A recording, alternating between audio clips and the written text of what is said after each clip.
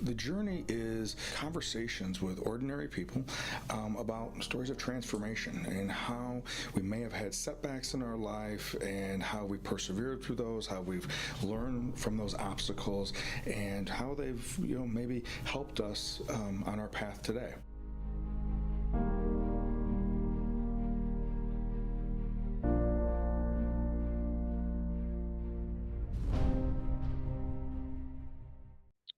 Well, welcome to The Journey. My name is Kevin Polky, and I'm the host of The Journey, and we have a return guest, Brian Cuban. Not just probably about 6 weeks ago or so, we had you on the show, and it was great for us to be able to have some time talking again. It's been a while since we've talked, and as I had mentioned, that was the first time back in 2016 when you came out to Rockford and were our featured speaker for Out of our the first. silence. Yeah. So that was did a great job, and it ended up being the launching place for now. I've had the great opportunity to probably been in front of about 25,000 students, and just got back from Nashville over the weekend, where I was working with another group of emerging leaders that was with a group called Uncommon Farm. So I appreciate you helping us launch that in 2016. Oh, it was a great time. It was a great time.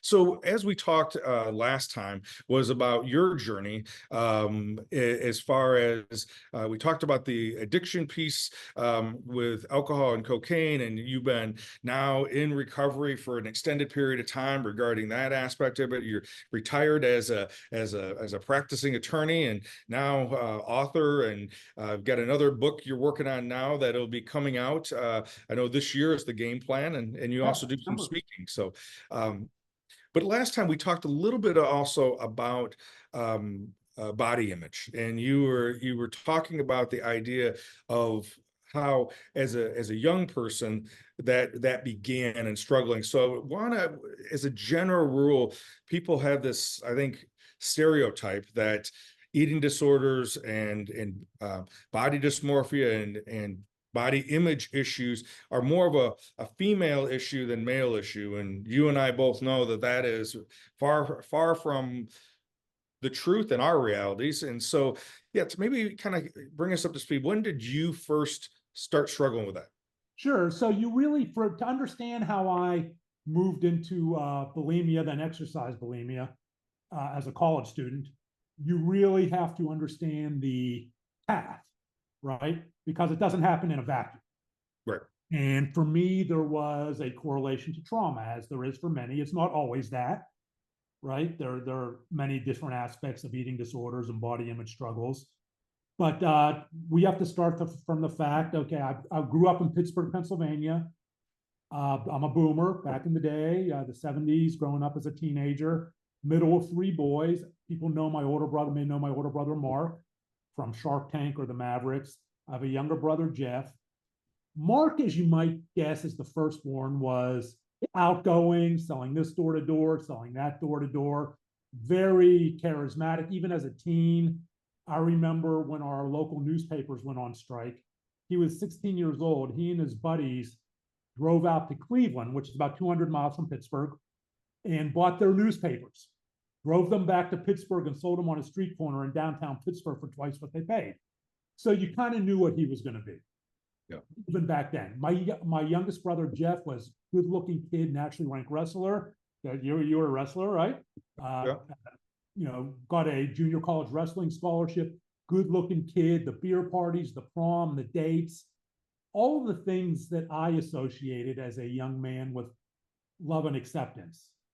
I was middle child syndrome. I was shy, I was withdrawn, and I internalized anything negative said to me and wore it as who I was, like a skin-tight suit. And unfortunately, I also had a difficult relationship with my mother, and I'll tell you a little bit about this, but I want to make it clear that I don't blame my mom for the things that I went through. I don't blame either of my parents. I'm not delegitimizing anyone's experience. If you blame this or blame that person, that's your story, right? But there is a difference between cause and correlation. Yeah. And so things that two people can go through the exact same experience and go on two totally different paths. So there was a lot of fat shaming in my household. I used to come home from school for lunch and I would take out cans of Chef Boyardee ravioli from the closet. We had the old school can opener. We didn't have a microwave. I'd stick a spoon in there. And my mom would come home, and not all the time, but sometimes she sold real estate, and she would come home, walk into the kitchen, see me, and say, Brian, if you keep eating that way, you're going to be a fat pig. Now, these were the things my grandmother's mother said, my grandmother said to my mother. My mother had a very verbally and mentally abusive relationship with her diagnosed schizophrenic mother, my grandmother. And it may have been kind of stuff my great-grandmother said to my grandmother. Fat shaming is often handed down generationally, passed down generationally in families. And my mother was struggling with her own mental health issues. She had significant mental health issues. And again, very abusive relationship with her mother. And so this stuff kind of runs downhill. And as a young man who was already introverted, reclusive, I was the one who was at home most of the time. I got the brunt of her, of it running downhill. It ran downhill to me. And so we would go with this fat shaming and fat, and these words. And so, as you might expect, I grew depressed to hear, and I began to eat more Chef Boyardee ravioli and more Chef Boyardee ravioli. And I became a bigger Brian and a bigger Brian, trending towards obese. And this so often happens when kids change for what other kids perceive in the negative at school. Happened then, it happens now, but in a much more insidious way on the internet and social media. The bullying started. Brian, you're a fat pig. You must have talked to your mom. Brian, you need to go to Sears to get a bra for your man boobs. And I developed a very self-deprecating sense of humor to brush these taunts off, this fat taunting, because in my mind, the kids who were doing this were the prom kings, the prom queens, the popular kids, the kids who were, holding hands, walking down between the lockers, getting their first kiss, getting their first date, going to the after-school parties, all the things that I wanted to be included, but never asked because I didn't think I was worthy of. And it all culminated, the bullying, one day in what I call the day of the gold pants. And I'm going to close out this Skype so you are not hearing that little beep. And so one day, let me close that out. This was back in the disco era, and I'm sure you remember the disco era. Yeah, Some of the listeners may not. It was during the time when Saturday Night Fever came out, and my brother Mark was teaching disco. And if some of your listeners may not have seen, or watchers may not have seen Saturday Night Fever with John Travolta, but we had the disco dancing, which was huge in the mid to late 70s. Mark was teaching it in downtown Pittsburgh. And he would come home with the pants of the year, wearing these bell-bottom pants with flowers on them and platform shoes. And can you hear that in the background? Nope, you're good. Okay, good. And so one day he came into my room and he was holding this pair of shiny gold bell-bottom disco pants. And he says, do you want these? And I said, sure. And so I took them. I was so happy. I love my brother. And I was going to wear these pants because Mark was very popular in school. Sure. And so, but Mark wasn't a big guy. The pants, these shiny gold satin, like kind of bell-bottom disco pants fit him fine. I had to jump up and down, spray the water bottle. My butt looked like 15 cats trying to get out. I didn't care. I was going to wear them to school, and I did. And as you might have imagined, the kids made fun of me. And I laughed it off, and I was kind of like the sad clown, right? You laugh it off. Yeah, I'm so fat. Yeah, I know, it's hilarious. Because hoping that one day it'll be like fraternity hazing, and they'll just say you're one of us now. But that's not how bullying works. I'm walking home from school one afternoon with this group of kids. The kids who were, again, taunting, but in my mind, the group that I wanted to be with, right? The group that I wanted to get included. Mm-hmm. And I'm wearing the shiny gold bell-bottom disco pants. They're making fun of them. We're about a mile from my house. And walking along the sidewalk, and one of the kids pulls at the zipper on my pants. And it really did look kind of comical. My stomach's hanging out, they're tight. And the zipper rips at the very top. It rips just a little bit. And another kid pulls at him and it rips some more. And he rips it right down the seam of my inside my leg. So the next thing you know, all these kids are, ooh, and they physically assaulted me and they tore off the pants, ripped them into shreds and threw them out in the busy street.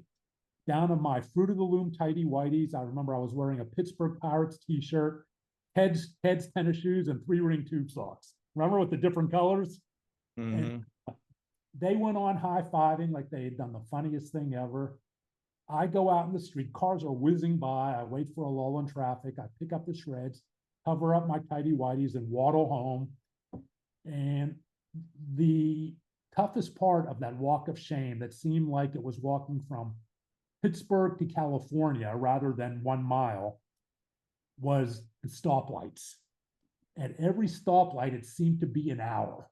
And I'm standing there in my underwear, covering up with the shreds, and people are looking and cocking their heads, but no one rolled down their window and asked if I was okay. And I finally get home. The house is empty. It's funeral quiet. I walk down into our basement, and I remember it with these painted old blue wooden stairs in the house I grew up in, and they creaked. And with each creak, I thought it was like throwing a stone into a pond that rippled, the ripples out. And with each ripple, the creek rippled out to my brothers. You can't stand up to bullies, dude. To my mother, I told you so. And she wouldn't have said that. To my father, oh man, you're not one of us. And he wouldn't have said that. And I found a wastebasket. And I pushed away the Chef Boyardee cans and the newspapers and whatever was in there. And I put those shreds at the bottom, put the trash over it, hoping that it would bury my shame, hide my shame, and I would never think about it again. This was my freshman year in high school. And that is not how trauma works. Trauma threads, trauma remembers, and trauma has a way of coming out when we least expect it, even if we're not thinking about that particular event, right? We think we've buried it. We think we've compartmentalized it, but it's there, just waiting like a pressure cooker. And it was right around then when we talk about bright line moments in our lives, snapshots. Yeah. And I believe, Kevin, we're all kind of an accumulation of snapshots, right? Snapshots of love, snapshots of pain, snapshots of joy, snapshots of trauma that string together and kind of create the skeleton of the person, the base, the foundation. And that was the first snapshot that day where I remember looking at my reflection, whether it was in a school window, a mall window, a car window, the bathroom window, and seeing a fat pig, a monster who was never going to be loved, never going to have a girlfriend, never going to have friends, and who wasn't worthy of any of that. That was when I started to see myself differently. That was the beginning. And as so often, again, not all eating disorders and body image issues are related to trauma, but mine has a correlation. There was a correlation in mine. Sure. So as you might expect, I went through my 4 years of high school. I was very happy to get out. I was a loner. I isolated myself and went on to Penn State University. And my father drove me up to Penn State my freshman year. And I remember thinking, okay, it's going to be a whole new Brian. I'll make friends. And, everything's going to be different. And my father drives me up, and it was day one. I'm living in this dorm with 3 other guys.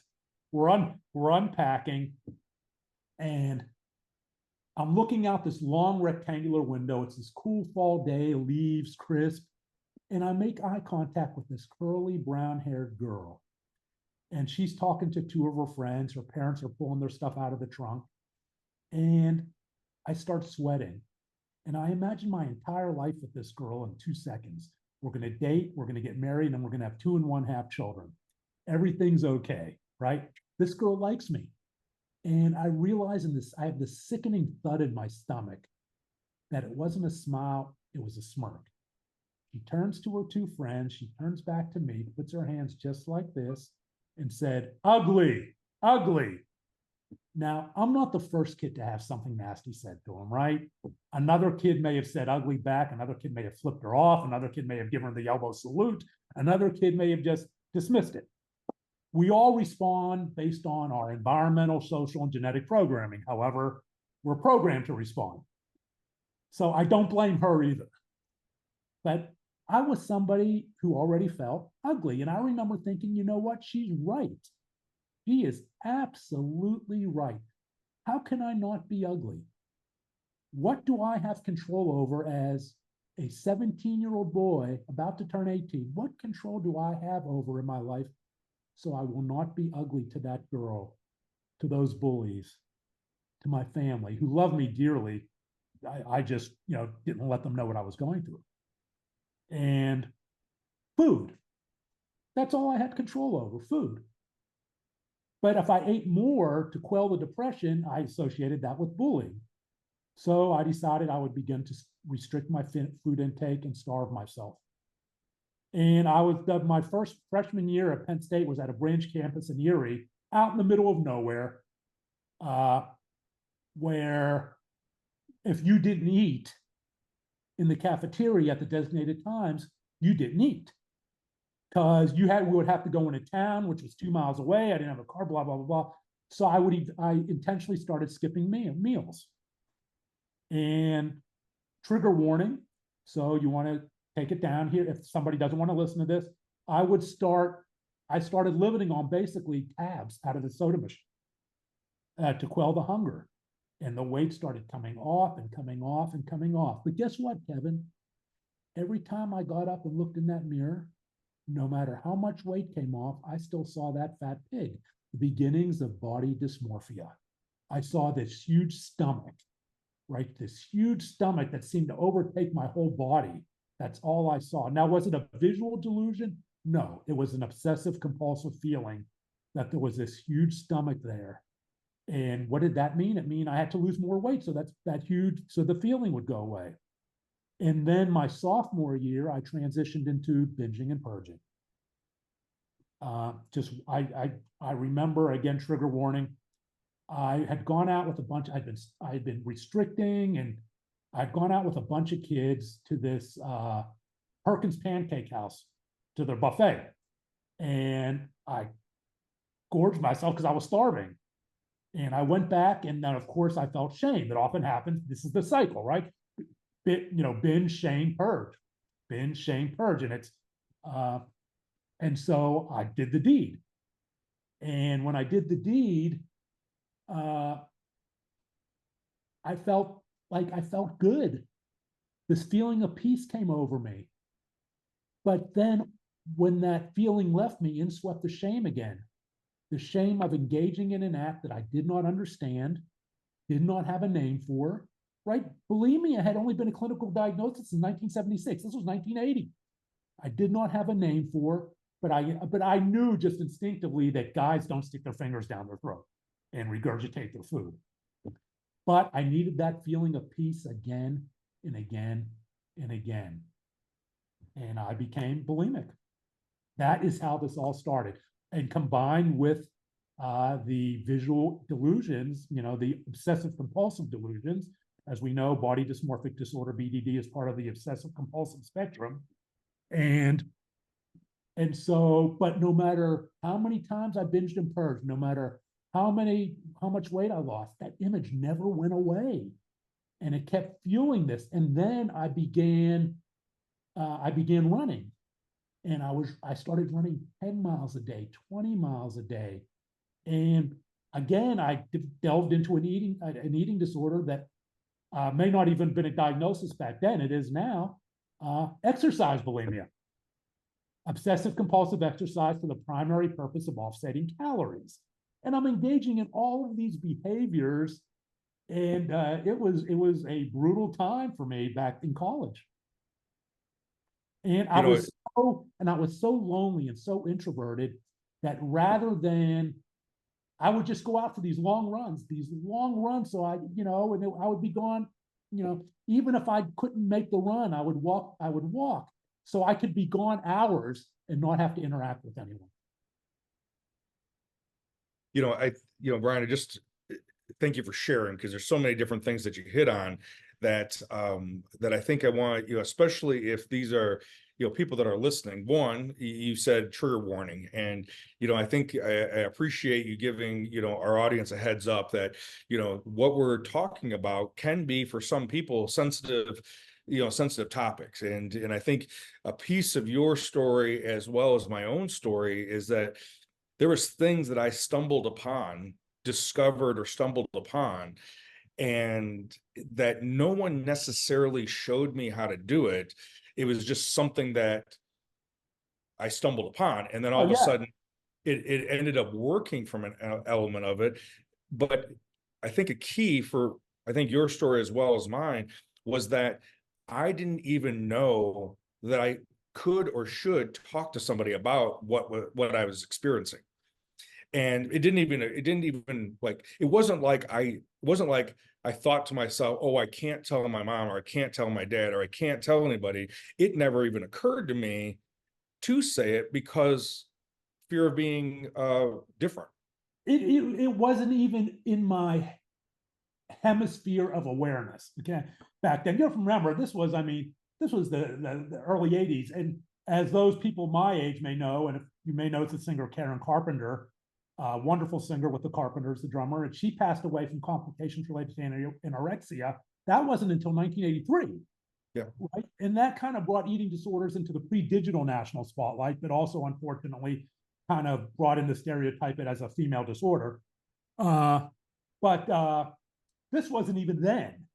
I remember going, we had kind of an infirmary, right? This was before the days of these mental health clinics at colleges. We had a little infirmary, and I would go down there and weigh myself 2 and 3 times a day. 2 and 3 times a day. They had the scale. I would just walk in and weigh myself. And I remember one time going down there and I had a file, because they would make notes, right? And I got to look at my file, and it said he's weighing himself 2 and 3 times a day, and we don't know what to make of it. They didn't know. They didn't understand. Yeah. These were the nurses, right? There was no doctor. These were nurses writing down that this was unusual behavior. But Sure. they didn't understand what was going on themselves. Yeah. It was just a different time. Yeah. Now you do that, and they're going to be on it, right? Yeah. Especially at a major college. I mean, I think any college now, if you do that, they're going to be on it, because there's so much more training on eating disorders and body image. But yeah, that was how it was. It was just a different time. And I think, it's interesting. I had a very similar situation where, and I look back on pictures, and my perception of myself was still not necessarily what actually looked like in the pictures, right? I saw a much larger kid in the mirror, and the pictures I look back, I definitely wasn't as large as my perception was, but I wasn't as skinny as Bobby, the kid that could do 100, chin-ups in 4th grade, because he weighed 25 pounds or whatever, You know what's funny about that? It got to the point where I probably went years without being to look at myself in the mirror in the bathroom. I would avert my eyes. I would look down. I couldn't walk into a bathroom without looking down, because I just couldn't stand the sight of myself. It just caused so much anxiety to see my reflection in the mirror. And that really didn't change until I started, I hate to use the term, but I will, abusing anabolic steroids. Where, and I won't say it became a narcissistic, but it became, I'm not big enough. Well, no, I still see something, so I got to get bigger. And I have to look at myself to see if I'm getting bigger, but all I saw was that monster, right? So it became almost an obsession with the mirror, being unable to look away from the train wreck. It turned from not being able to look at myself to an obsession with it. And that caused problems, certainly in a couple of my marriages, where it was confused with narcissism. Yeah. When it was really just being unable to look away from the train wreck. Yeah. Well, and I think, and very much, for me, it was that perception of, that kid that was fat. And then when I wrestled in 7th grade, I lost weight to make a lower weight, so I could find a place in the, in the wrestling lineup. And then after the season was over, and this is where I think back now, and again, this isn't blaming my parents, but I would eat lunch or eat dinner or whatever. And then, and again, this is kind of that trigger warning, but as soon as I would get done, within minutes of getting done, I would then run up and down the stairs. Yeah. You've frozen. Saying to me, goes, make sure that you don't damage the stairs. Yeah. That was the only comment, not knowing that this was no longer for wrestling, making weight for wrestling season. This was me not wanting to gain weight. And then when I started competing in bodybuilding, then at 15, I was in my very first show, and I went from the year before from 138 pounds wrestling as a freshman to 206 a year later. That was pre-anabolic steroids. And then in 8 weeks, I went down to 152. And that began this, like you said, this looking in the mirror to see, on one hand, the gains I was making, the positive gains I was making as far as muscularity, at the same time, never feeling I was lean enough or muscular enough or whatever. Yeah. And you know what is, I talk about this, especially with anabolic steroids. I wasn't doing any of this for any type of athletic performance. All I wanted was to be accepted. Yeah. I was doing it just to feel good about myself and how others feel good about me. That's it, for no other reason. Yeah. And so, yeah, and that, we've already talked about the drugs and alcohol, but as a freshman and sophomore and going through my 4 years at Penn State, that transitioned into alcohol misuse and abuse. And then, when I came to Dallas, there was the cocaine, but then all these destructive behaviors, like the body image is like the core of the earth, right? And you're rotating around the core, and I'm rotating around through all these destructive behaviors, instinctively trying to fix myself, trying to fix the image in the mirror, and not realizing that this isn't the way to do it. Right. So it was never this, oh, this will fix. It was really just sliding into one, sliding into the other. And there was never any talking about it. And it was just, one of those things. Okay, this is what I'll do. This is what I'll do. And there was always a reason for it in my mind, right? Okay, cocaine will make me feel good about myself. And you know what? When I did my first line of cocaine for the first time in my life, I looked in the mirror and felt good about myself, right? So that led to cocaine addiction, because that was how I would feel good about myself. That's how I no longer saw the quote unquote fat pig. Mm. And so, but cocaine lines wear off, and you got to do some more.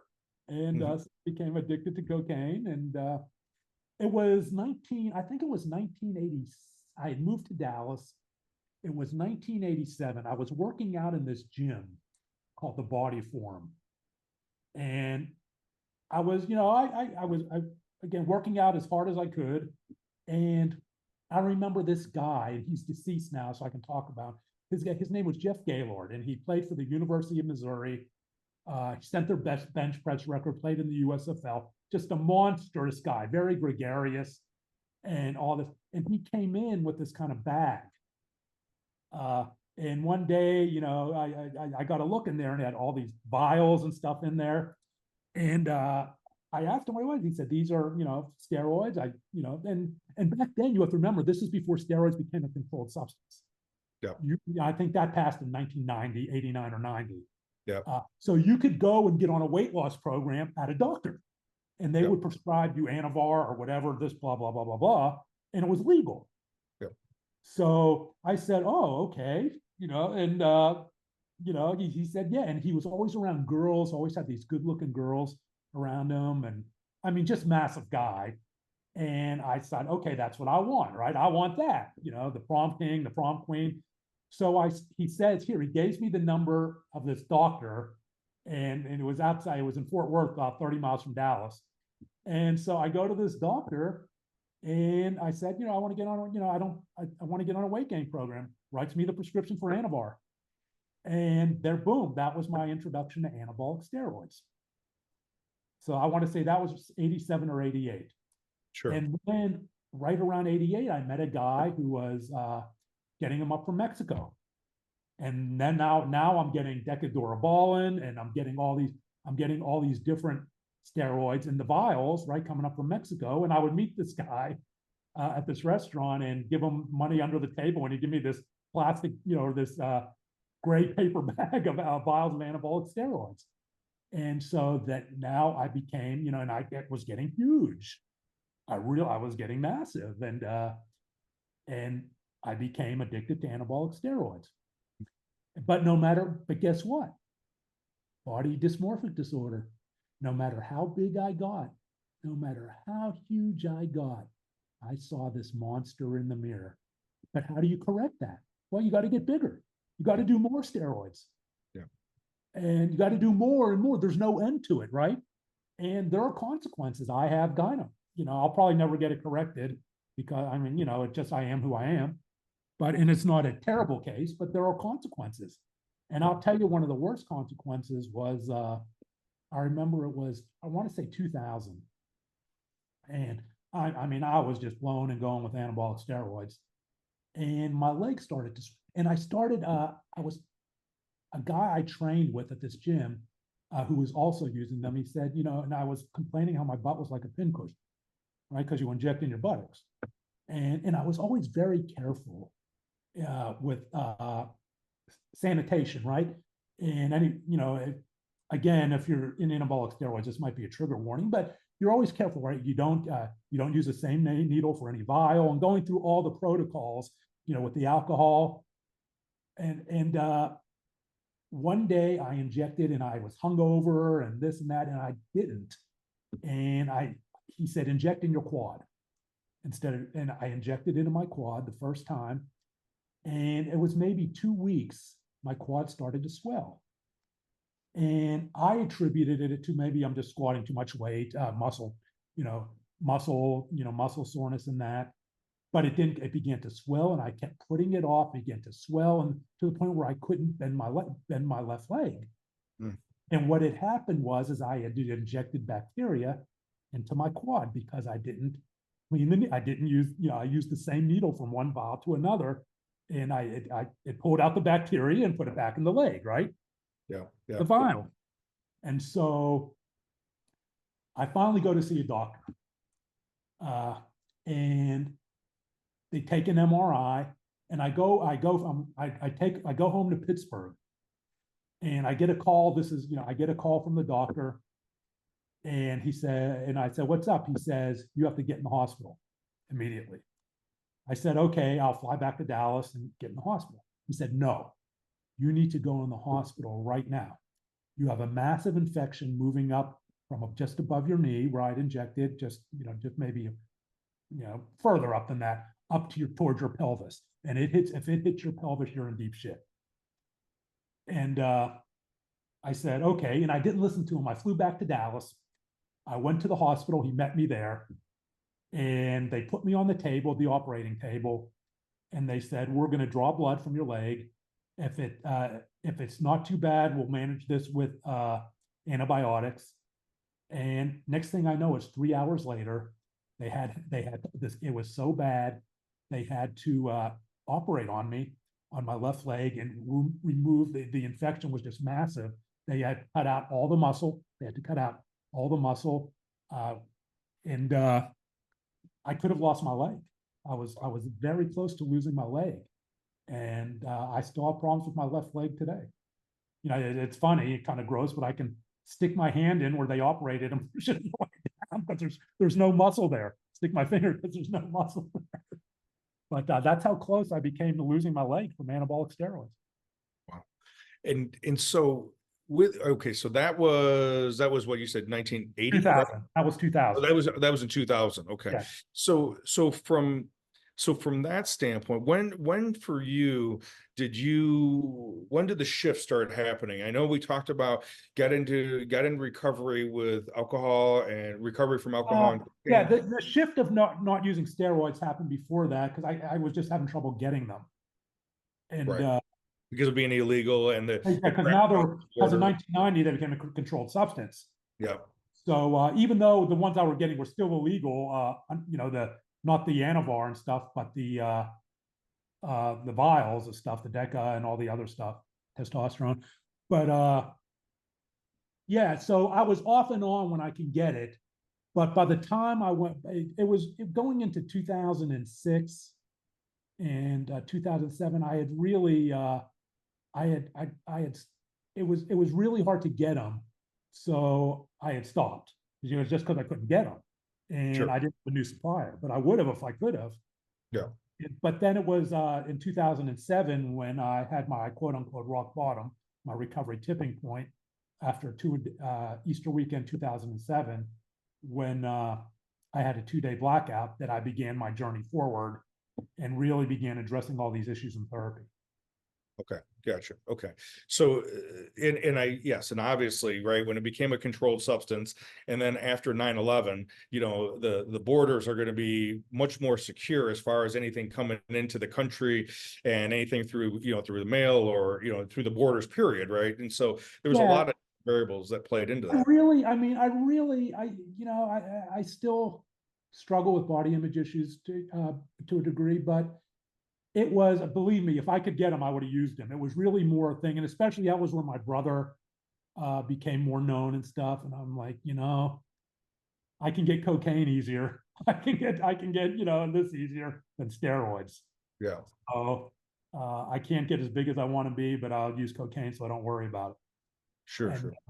so it became more like that. It's not that I didn't want to do them. It's just the risk had just gotten so great. Well, what about the risk of cocaine? That was, yeah, there was risk there too, but for whatever reason, I felt that was less of a risk than trying to get my anabolic steroids. Sure, sure. So today, kind of fast forwarding to, the last 17 years you've been in recovery. Mm-hmm. And we were talking about this just recently with some friends that, there's certain things in our life that activity wise or substance wise, we can eliminate from our life. Right. And, now that doesn't necessarily mean that we have, we don't still romanticize it or fantasize about, the lifestyle or whatever it may be, but we can work really hard at removing alcohol in our living space and obviously not go to the places where cocaine is and all those things. But when it comes to food, we have to change our relationship with food. Absolutely. Right? Have to eat. Yeah, and then we got that thing, the mirror still, right? We still got to put clothes on. We still got to, still got that mirror. So yeah, tell us a little bit about. I still have thoughts, but I don't, I don't go and get steroids. I don't do a line of cocaine, and especially now, you have to remember, I'm 63 years old. I've gotten to a point where this is just it, right? Yep. And I always have to think to myself, okay, if I go back to this route or this route, how is my life going to be any better? I mean, I have a wonderful wife. I have family. I have my brothers. We're close. I have this life. How is that life that I have right now going to be any better if I do this? Is it, there's no upside. There is absolutely no upside. And so it's kind of like, what I'm sure acceptance and commitment therapy is. And it's kind of like in your mind, you have to, I accept that there's maybe a certain thought that will happen, but that doesn't mean I have to act on it. Yep. And that doesn't mean it will last. You talked about they're transient, right? And the key is getting through the transients because it will go away. Yeah. It will go away. So you had talked about, fantasizing about the lifestyle and this and that. The first few months, early recovery, absolutely, that is brutal, right? What am I missing? And, I'll never be loved again. I'll never be this again without this. I need this to be this. That's very normal. That is why we need community in recovery, right? To understand that those are very normal thoughts. We are not freaks. We are not, they're thoughts so many people in recovery have early in recovery. I'll never be this. I'll never be loved. I'll never get a girlfriend. I'll be alone all of my life if I don't go back to this. That's why it's so important to have connection and community, especially early in the process. Well, and I think the beautiful thing about that community that you're referring to, and that, very much could be a 12-step program, or it may Yeah. be a based program, or, something along those lines. I think it's key that there is some level of structure to it. I think there's key that there's some kind of foundational values that are being taught. And then there is individuals within that community who they've already trailed the journey, right? So that they can then mentor someone or sponsor someone through that. And I'm not dismissing how tough it is. You have to, I mean, I don't go to clubs, right? I don't do this, I don't do that. If you're 20s and 30s and even maybe early 40s, a very social age, and you're all of a sudden, you can't do these things. That pull is hard. That pull can be hard, right? Because you think, I have all these years, I'm only 20 something. I can't not do this for the rest of my life. That can be daunting. That is why community, because you are not alone in that thought. That is not an unnatural thought. Yeah. Right. So you reshape your community. You reshape to the people who are also, doing things, that don't involve coke, don't involve whatever you're doing, don't involve opioids, don't involve this. And that is hard at first. That is hard.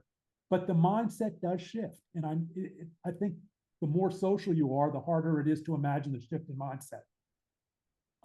But that is a social age, and no one should dismiss that that's tough. Yeah. Well, I think I remember when I stopped competing, I was 23 years old, or just about turned 23 years old, and I stopped competing. And my whole identity was wrapped up in being a competitive athlete. And now that it was over, I still wanted to go to the gym, but it made it harder if I went at night, where all the other competitive bodybuilders were training at night. So I started training at 5 a.m. And because I could, to make it easier on myself, I trained at 5 a.m. because training at 5 in the evening made it harder on me. Sure. And I think, making those choices about how do I want it to be harder, or do I want it to be easier? And go ahead. Sure. And there you can analogize out that so many different aspects of competitive sports, whether it's college, high school, or professional, right? You see it with athletes. They're competitive, they, you get the rush, all of a sudden it's over. Yep. And the weight comes on, you're looking for that rush, and it can take you down a dark road. Yeah. Yeah. And I know for me, as I went through that dark time period of, now not knowing who I am, because I'm not, not competing, and not, not on a stage or not on a field or something like that. And not knowing where to go in this particular, aspect, I ended up got invited to doing men's work, and that was the beginning of the early 90s, 90, 91, where the out of Texas, the men's center out of Texas, Austin, Texas, with John Lee and Robert Bly, and those individuals first started introducing to me the men's psychology and that movement, and started doing. That was my space of learning, okay, I can do this another way. There was, how to be a man of honor, how to be a man of integrity in all my affairs, not just the compartmentalized aspects that I'd been doing up to this point, Sure. And I mean, and we're all still human, right? We're all still human. Doesn't mean you're not going to have thoughts. Doesn't mean there aren't dark moments. It doesn't mean there aren't, you just, you're still going to look in the mirror. I mean, remember, there's a difference between normative discontent and a body dysmorphic disorder, right? Or a body image disorder. Every person in the industrialized world looks in the mirror one time or another and says, that sucks. It happens. It's okay, right? We go through that. And the key is, how do you react to it? Yeah. And I think that piece right there, Brian, I think a couple things that, I want to definitely make sure that we recap is that, one, you now have created a life for yourself, that you then have value attached to that, and connections with your family and friends and your wife that you have connections to. And now you can go, okay, how would my life be better or improved, or, how, I'm exchanging something. If I do this behavior from my past, what's going to be the consequence to What's what the I upside? What's the upside of that investment, right? There is none. It's all Yeah. downside. It's all Yeah. downside. And I have that thought process a lot. It's like with drinking, right? If I decide to have a drink, what's the upside of that? Is my life going to be any better? Yeah. No. And because abstinence, it needs to be my path. That may not be the path for everyone. Some people may be able to moderate, and that's great. I don't speak for anyone but me. But why do I want to find out? Even if I could do that, why do I want to find out? Right. Yep. Because it's not going to make me any better person. It's not going to make me feel any better. All there's going to be is guilt and shame. Yeah. Yeah. And then the other thing I think, I want to really hit on is that you talked about this idea that having those thoughts, right? Having a thought is just a thought, unless I entertain it, unless I add and fixate on it and add to it, or go, woe is me, why am I having this thought? It's just a thought, and You're not our pass. thoughts, and we are not our thoughts, right? Yep. We know that over 50% of our thoughts a day are negative. Yep. And we are not those thoughts. And those thoughts will pass. It's transient.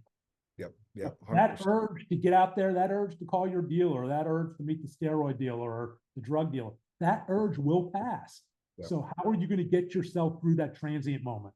Yep. Yeah, exactly.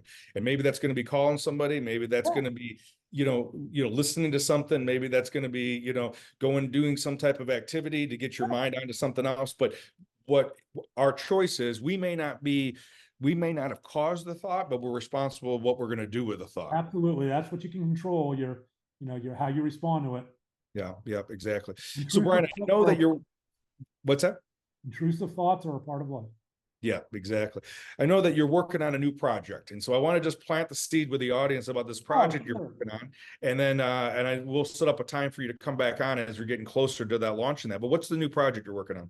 Well, in addition to my speaking on body image and addiction and things like that, I've gotten into novel writing. It's one of the things I've done to to round myself out. I also take singing lessons now.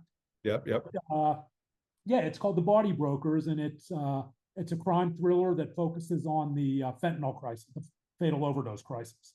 So that comes out in December, and you can get on my mailing list at www.authorbriancuban.com if you're interested in hearing more about The Body Brokers. Perfect. Well, Brian, as always, I very much love your energy and the passion that you have of how to invite people into doing life differently. If you're unhappy with what's in the mirror, you have a great story of being able to say, well, what can we do about that? And it's much better to do it not in the shadows, but in the light. Right. And I'll say it again, everyone is unhappy one time or another with how they look in the mirror. It's when we obsess about it and we act on that obsession that it can be problematic. Yeah. And I think to add to that, we may be unhappy with the mirror, but when the lies start saying that what we're unhappy about becomes our truth, that's Absolutely. the right? And when That's you the talk shame about it, that's when it becomes your truth. Yeah, that's the shame part. All right, Brian. Well, thank you again. And as we get closer to December, we'll definitely have you on again so we can get the audience ready for your launching of the book in December. But I definitely appreciate you joining us again and sharing your experience as well as the things that you've learned from that experience. Thank you, Kevin. As always, it's been a true pleasure talking to you. Yeah, perfect. Take care. If anyone number one, if anyone was triggered by anything that Brian and I talked about today, definitely I would encourage you to not be silent about that, to talk to someone about that, either from a standpoint of a professional. If you don't know who that can be, you can reach out to Brian or reach out to myself. And the thing we don't want to do is, if you're triggered, we don't want you to remain in silent regarding that piece for sure. But as always, we know that we need to talk about these tough topics so that they don't lie in the shadows of shame.